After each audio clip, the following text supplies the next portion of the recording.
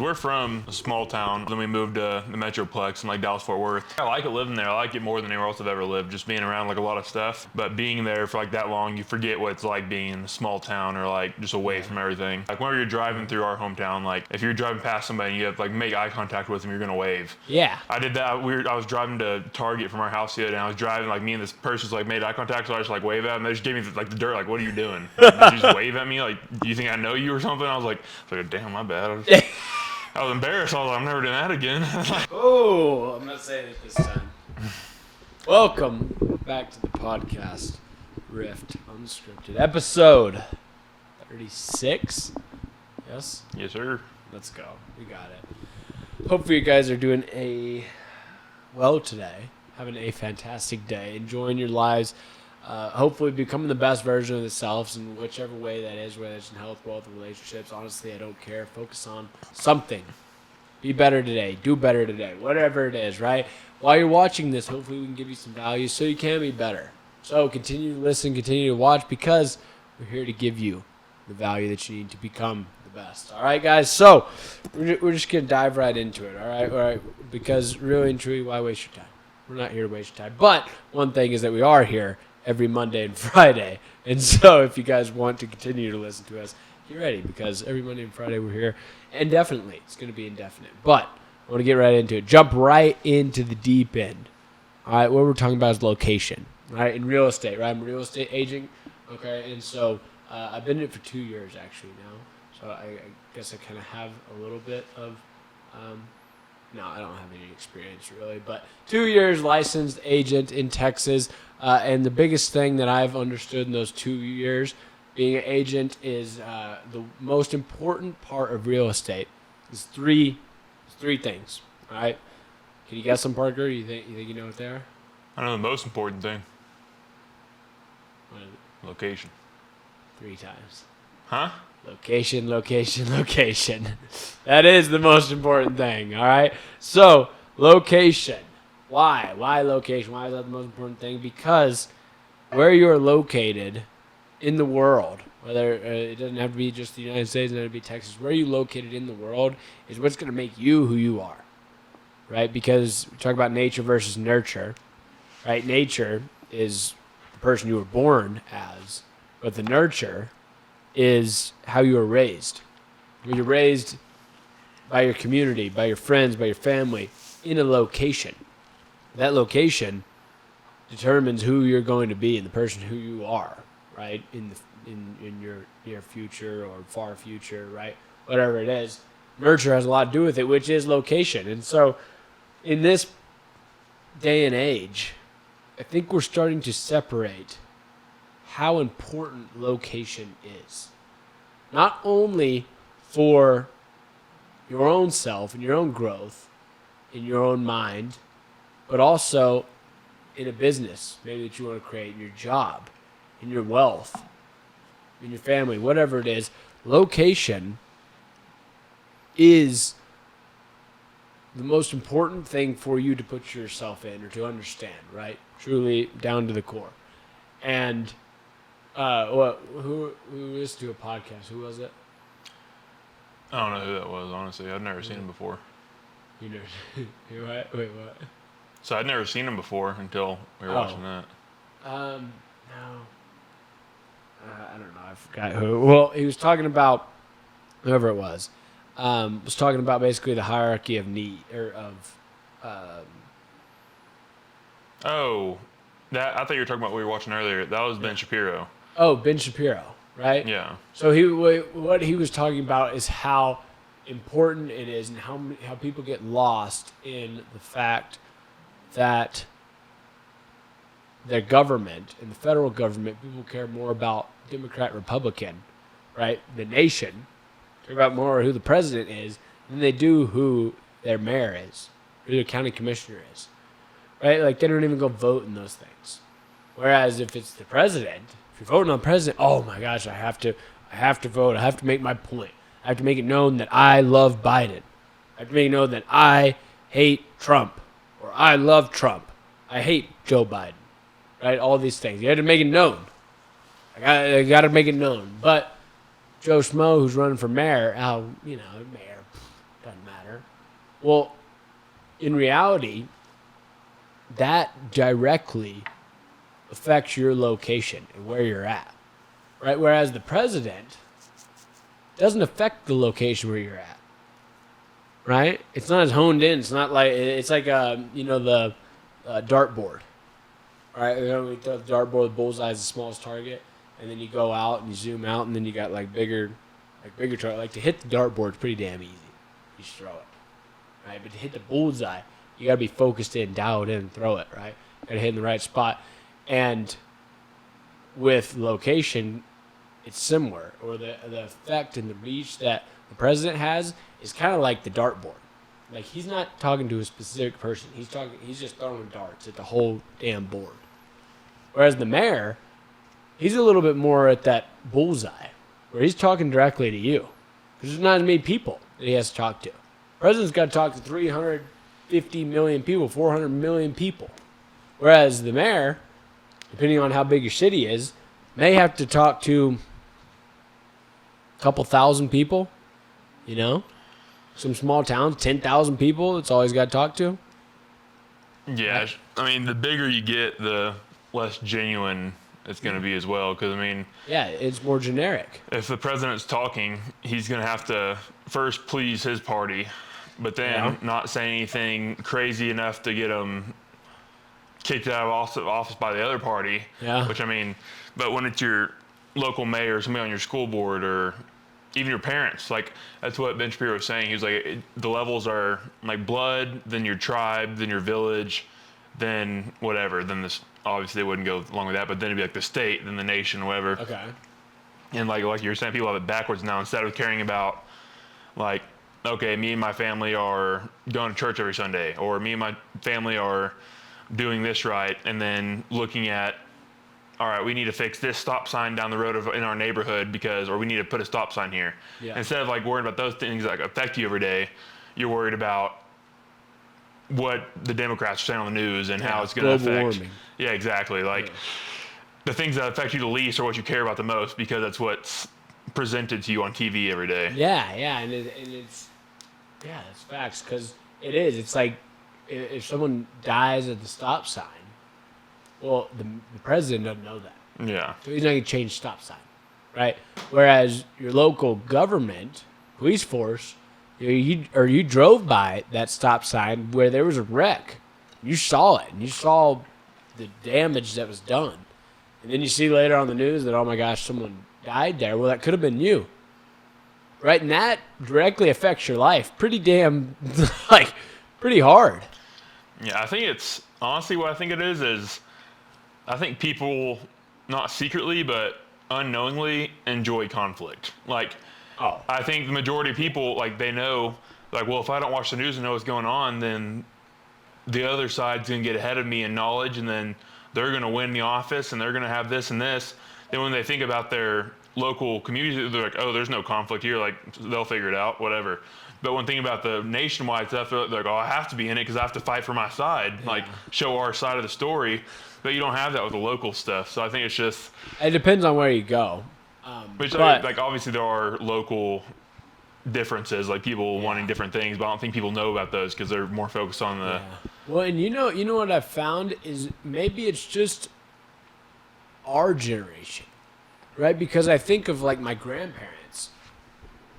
Like, when you see the signs at your city, like all the signs, like vote for whoever, right? Yeah. Whatever it is, vote. Like you see, and then like the president doesn't know any of these people. Like other people from outside the city don't see those signs. There's only people in those cities. Well, like my grandparents, they were very, like knew what was going on, right? They knew who was the mayor. They knew who was the county commissioner, because then they could call them and say, hey, we got a pothole in front of my road that I need fixed. Right? This pothole's been pissing me off. I've been hitting it, and my tire's about to go flat. Right? So they would call the county commissioner, and he'd say, all right, we get that fixed. Then the county commissioner has the authority to then send a worker via the county government, to go fix that pothole, because you're paying taxes to your county. right? And I think a lot of us, like, weren't even taught that, you know? Like now we see a pothole and we're like, oh, it's because Biden's in office. Yeah, Messing up our roads. It's, 100% is. you Like, look yeah, at- Biden, Yeah. it's messing up, the roads aren't being fixed. And it's not his fault. Yeah. Like, he has nothing, he doesn't know the damn pothole. But, and the county commissioner, the guy that works in your office, he doesn't know either. You know, because you keep on hitting the damn thing. And you're getting pissed off, so you got to have somewhere to go. And people don't even know where to go.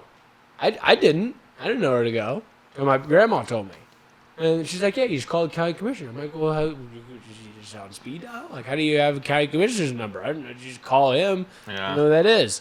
She's like, yeah, you just go on the, whatever the, I guess they have it now, the city website, and it's got all the people there. Or you just go to the town hall, and then they have like a court meeting or whatever. And you just tell them, hey, got a pothole at this thing, I need fixed. And they're like, okay, sorry about that, we'll get it fixed. You know, and then, boom, it's done. Yeah, and I wouldn't even say it's like art because like I could definitely say some things about our generation that we do worse than other generations or whatever, like just how things have changed over time. And this might be coping, but I don't think like us being worried more about national government than our local government is because of our generation. I think it's because the country's getting more divided as we go. So it's not necessarily just our generation being in the wrong. It's that the country is just like our next generation, or like our kids are probably going to be more divided than we are now unless something changes. And then like it's not because it's their generation, they weren't taught right. It's because the country's going downhill right now in terms of like what's the word, like being united like as a country. So I think it's just, which I don't know, because like you said, like when I was a kid, like if we were driving down the road and we saw one of those signs like so and so is running for mayor, Yeah. I'd be like, oh, who's that? And my parents kept telling me like, oh, whether I like this guy, don't like this guy. Now I guarantee my parents don't know one person running for one of the things, just because like they're more focused on the bigger stuff, about whether they have to wear a mask or whatever. Yeah, and it is maybe social media have something to do with that, because now in social media, now it's not a local thing, right? So when you listen to FM radio, right, where you have your local network here, FM, the waves, radio waves only go so far, so you can only tune into the frequency around where that frequency is being let out, right? So you only get it such a so far. So when you listen on the radio, it's your local government, your local radio station, right? Now, with the internet and social media, now it's global. It's not local. I can connect with anyone across the entire globe if I want to. Heck, I can send them money if I want to, right? And so now the world is shifting from individual tribes, or if we said blood, that stuff. I talk about it with health, wealth, relationships. I talk about the relationships in yourself, then your family, then your friends / community, then your county, or then your city, then your county, then your state, then your federal government, and then the world, right? I guess even you could break it down the hemispheres or whatever, right? Continents in the world, whatever. Top thing is the world. That's the last thing you need to focus on, is fixing the world.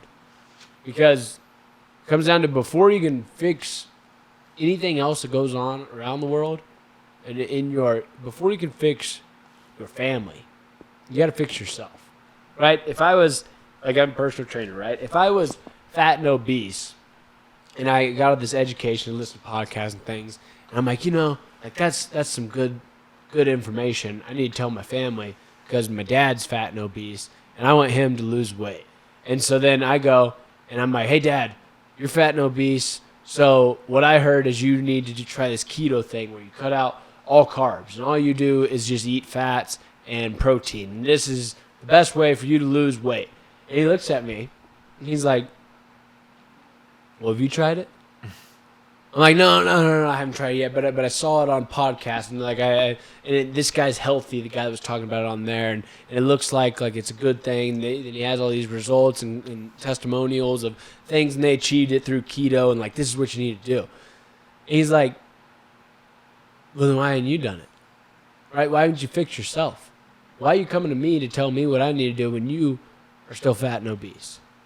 Right? So before you can go help someone else, before you can go give information to other people, you got to fix your own home first, right? You got to fix yourself, your own body, whatever it is, your own mind, before you can go out and really help other people. You got to have experience in it with yourself. And I think that people, one, they try to skip all those steps. Try to skip fixing themselves because it's hard. They don't want to deal with family issues, so they skip that because that's hard too. It's hard to deal with family issues. And then because it's real stuff, real life. It's hard to deal with family issues. And then your community and your friends, well, you don't want to piss anyone off because, you might go see them at church or whatever, so you don't want to piss them off, so it's hard to fix them. And then your county, that's just a pain in the ass. So then it goes all the way to the world, and then you're like, we'll fix the world. Let me start with the world. Let me fix the world, and let me tweet this, and let me post this on Facebook, so we can fix global warming, right? We can fix global hunger, world hunger, right? World starvation. Let's fix that. Maybe let's fix the problem with democracy, right? Or communism. Let's fix communism. There's some wars going on, so let's help mitigate these wars that are going on, right? What about all the stuff that's going on in your own home, in your own body, right? Fix that stuff, because then you can go out to different places, and then you can help that periodically move up the ladder, right? But you gotta have experience in just yourself first, and then moving up. And so when it comes to location, this place here where we're at, in this cabin, whatever, it just gives you like peace, because we're in a town called Pagosa Springs, small town, quaint, friendly people, right? Where you walk around and you smile at people. People aren't a nuisance, right? People are like, it's community here. Like, what would they say? Rose's Pizza? Rosie's Pizza. It's the best pizza spot here. Right? There's only a few of them, but that's the best one. I recommended it, right? He said there's a lasagna place where, whatever, Lori's Lasagna or something. That's what it's called. She makes one lasagna every day. One lasagna, she sells that. Like, what do other places, do big cities have that anymore? Metroplexes, do they have that? Like where mom, grandma's in there making lasagna. And then she makes one. The whole, if you want lasagna, you go to her restaurant. It's kind of, I don't know. It's just cool. It's like warm. It's relaxing. You can disconnect, which I think so many people are connected. And you put the world on your back instead of giving the world to God who created it, right? And just focusing on yourself and your own personal hardships. Because you go through a lot. All of us go through a ton of stuff. And trying to take on problems from other people before you fix your own problems, it's tough. Disconnecting here, I know I'm having fun. I don't know. Do you like it here? No, yeah, that's what. Vacation.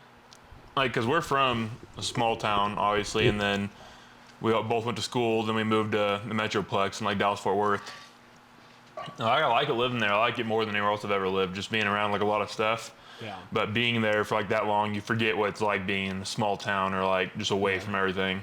So then going back to that's pretty like nice for a little bit. It's like, there's people here. No, yeah, like whenever you're driving through our hometown, like if you're driving past somebody and you have like make eye contact with them, you're gonna wave. Yeah. I did that. I was driving to Target from our house the other day, and I was driving like me and this person's like made eye contact, so I just like wave at them. They just gave me like the dirt, like, "What are you doing?" Did you just wave at me? Like, do you think I know you or something? I was like, "Damn, my bad." I was embarrassed. I was like, "I'm never doing that again." No, but you need to. No, That's yeah, the thing is we still need to do that because there are people. Because they are people, and you still need humanity. But it's hard when there's so much people where they become a nuisance. I'm never for I don't ever think people are a nuisance. I think every life, every being, every person on this earth has a purpose, and that they should have the ability and the means and the freedom to achieve their purpose that they want in their life. But I do find it nice to be amongst less people in a community of people who I know, who I can trust, who I can count on. Whereas that guy that you waved at, I don't know if you can count on him. Right. So, one thing is that you can count on us. All right, every Monday and Friday, we're here talking with you guys, giving you value. Hopefully you gain some from that, different perspective maybe, whatever it is. If you did enjoy, hit that subscribe button. We appreciate you guys all the time, and want to keep on going with this, and really truly enjoy just kind of talking conversations. So if you want to join the conversation as well, leave us a comment. We'll be happy to respond, talk back with you guys, whatever it may be. Maybe you can come on the podcast too. Maybe on where you're at. I don't know. Location. Let me know. Talk to you later. Have a good one. Peace.